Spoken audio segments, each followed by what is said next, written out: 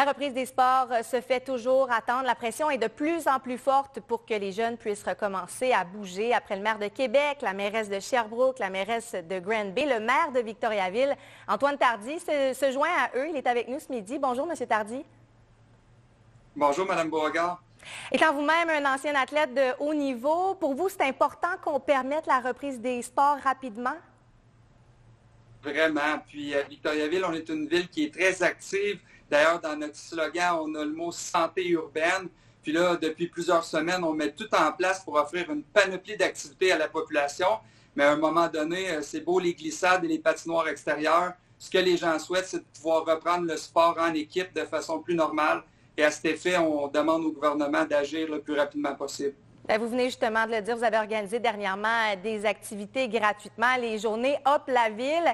Vous sentiez que la population en avait besoin? Certainement. Puis ces activités-là ont été plus courues que jamais. On a eu de l'initiation à la planche à neige, de la glissade sur tube.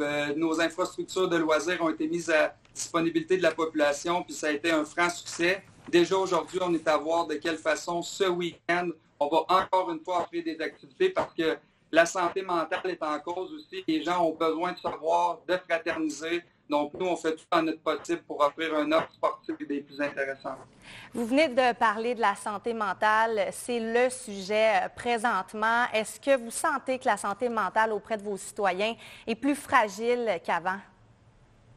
Ah, c'est clair. Écoutez, nos intervenants dans les différentes infrastructures de loisirs sont aux premières lignes. Puis en ce moment, peinent à donner des réponses, des explications pourquoi les gens ne peuvent pas faire leur sport de façon plus normale. Donc, je pense qu'il y a tout cet aspect-là aussi qui est à prendre en compte de la part du gouvernement dans la réouverture des sports parce que c'est un besoin essentiel. On sait tous les bienfaits qu'a le sport, l'activité physique sur la santé en général. Et puis là, je pense qu'on est rendu là.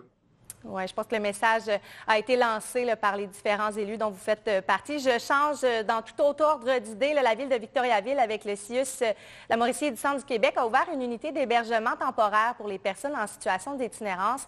Qu'est-ce que ça implique au juste?